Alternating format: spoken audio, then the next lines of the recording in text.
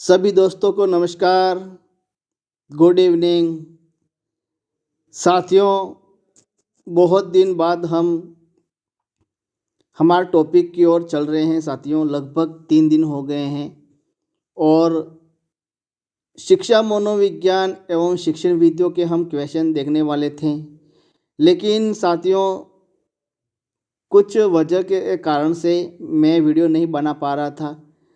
लेकिन आज से हम वापस शुरू कर देते हैं साथियों। शिक्षा मनोविज्ञान एवं शिक्षण विधियों के टॉप क्वेश्चन देखने वाले हैं साथियों, जो एग्ज़ाम में बार बार पूछते हैं और यही क्वेश्चन जो एग्ज़ाम में बार बार रिपीट होते हैं। हम हमारे चैनल पर साथियों 2001 से लगाकर 2023 तक जो भी एग्ज़ाम में पूछे गए शिक्षण विद्या शिक्षा मनोविज्ञान के क्वेश्चन हैं वही हम देख रहे हैं। इसलिए भाई आप लोगों को मैं बार बार कहता हूँ, जल्दी से चैनल को सब्सक्राइब कर लो और हमारे साथ जुड़ जाओ, ठीक है। तो साथियों आप देख सकते हो कि टॉप पहला क्वेश्चन है कि मस्तिष्क का दो-मुखी सिद्धांत के अनुसार विकास होता है। भाई कैसे होता है विकास? दाएं से बाएं की ओर, सिर से पैर की ओर, बाएं से दाएं की ओर या सिर से पैर की ओर, ठीक है।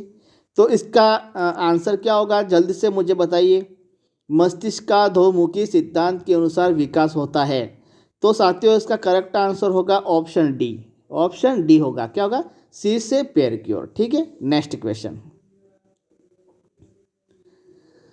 आक्रामक बालकों की आक्रामकता को कम करने हेतु आप विद्यालय स्तर पर सर्वोचित उपाय करेंगे। क्या करेंगे भाई? अभिभावक से शिकायत करेंगे, शक्ति का सदुपयोग, कठोर अनुशासन या दंड देना।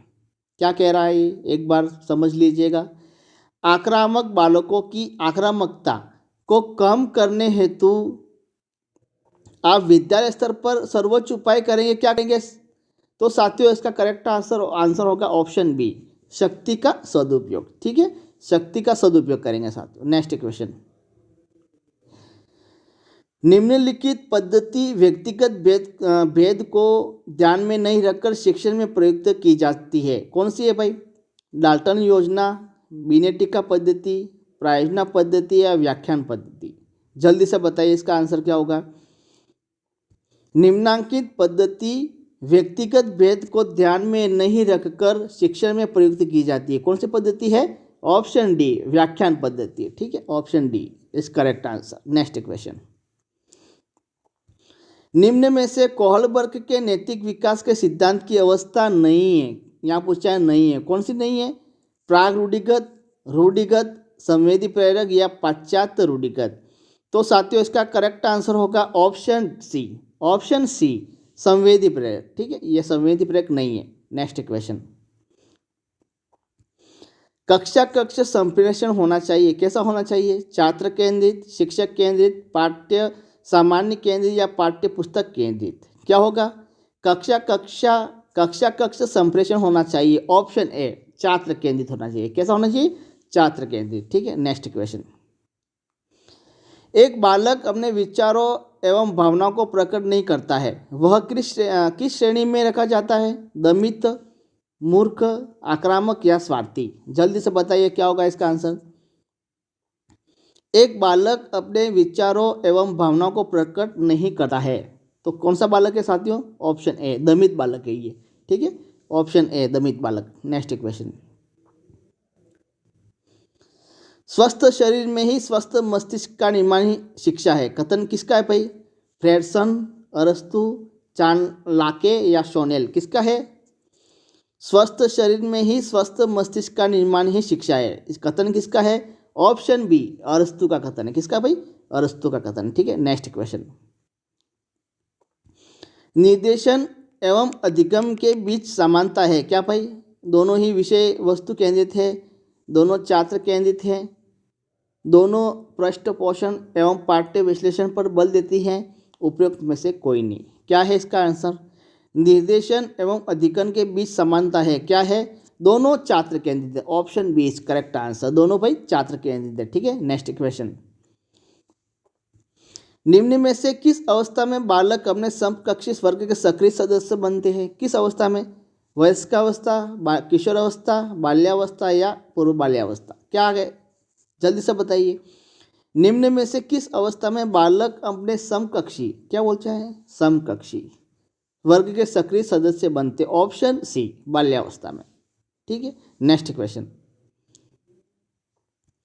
निःशक्त बालकों की शिक्षा के लिए प्रावधान किया जा सकता है भाई, क्या? मुख्य धाराओं में डालकर, समाकलन द्वारा, समावेशी शिक्षा द्वारा, या उपयुक्त में से कोई नहीं। जल्दी से बताइए क्या है इसका आंसर। निःशक्त बालकों की शिक्षा के लिए प्रावधान किया जा सकता है किस पर? ऑप्शन सी, समावेशी शिक्षा द्वारा। ठीक है, समावेशी शिक्षा द्वारा। Next question. व्यक्तिगत भेद पाए जाते हैं किसमें? बुद्धि स्तर में, अभिवृद्धि में, गतिवाही योग्यता में, उपयुक्त सभी में। किसमें व्यक्तिगत भेद पाए जाते हैं? तो साथियों ऑप्शन ए, बुद्धि में पाए जाते हैं। ठीक है, बुद्धि में पाए जाते हैं ये। Next question.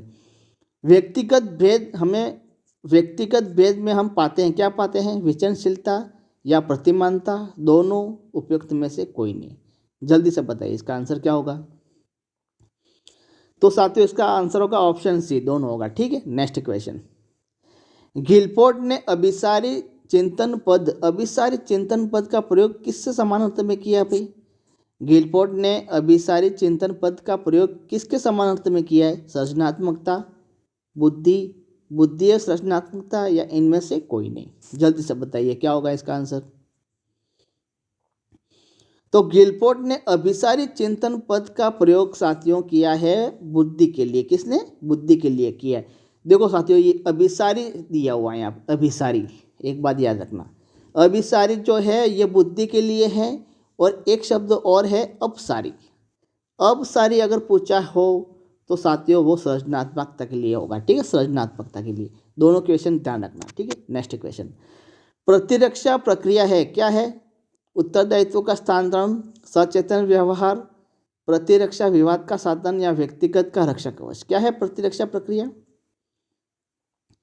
तो साथियों प्रतिरक्षा प्रक्रिया है ऑप्शन डी, व्यक्तिगत का कवच, रक्षा कवच। क्या है? व्यक्तिगत का रक्षा कवच। Next question. सहयोगशील अधिगम में अध्यापक जिम्मेदारी होती है किसकी होती है भाई? पर्याप्त संसाधन सामग्री एकत्रीकरण की, समूह रचना निर्धारण की, बैठक की उपयुक्त सुविधा प्रदान करने की, ऑप्शन डी सभी होगा, उपयुक्त सभी होगा। ठीक है, नेक्स्ट क्वेश्चन। क्रिया प्रस्तुत अनुकूलन में पुनर्बल निर्भर करता है किस पर? उद्दीपन की प्रकृति पर, अनुक्रिया की प्रकृति पर, एक और दोनों, या इनमें से कोई नहीं। तो क्रिया प्रस्तुत अनुकूलन में पुनर्बल निर्भर करता है कि किस पर करता है? अनुक्रिया की प्रकृति पर। ऑप्शन बी, अनुक्रिया की प्रकृति पर। ठीक है, नेक्स्ट क्वेश्चन। कौन सा व्यक्तिगत भिन्नता का कारण नहीं है? परिपक्वता, निर्देशन, वंशानुक्रम, या वातावरण। कौन सा नहीं है भाई?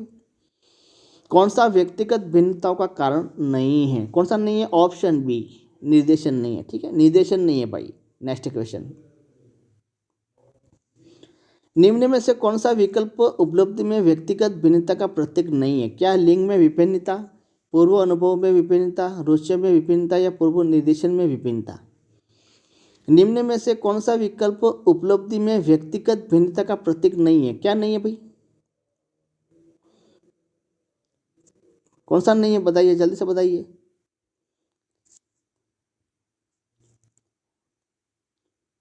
निम्न में से कौन सा विकल्प जो है वो उपलब्धि में व्यक्तिगत भिन्नता का प्रतीक नहीं है? जल्दी से बताइए क्या है इसका आंसर। तो ऑप्शन सी, रुचियों में विभिन्नता, ये नहीं है। ठीक है, रुचियों में विभिन्नता। Next question. निम्नलिखित में से समस्या समाधान को क्या बाधित नहीं है भाई? क्या नहीं है? अंतर्दृष्टि, मानसिक प्रारूपता, मोर्चाबंदी, या निर्धारण। क्या नहीं है? तो ऑप्शन सी, मोर्चाबंदी नहीं है। ठीक है, मोर्चाबंदी नहीं है। अंतिम एवं लास्ट क्वेश्चन है साथियों। निम्नलिखित में से कौन सा एक अन्य विकल्पों से संबंध नहीं है? क्या है?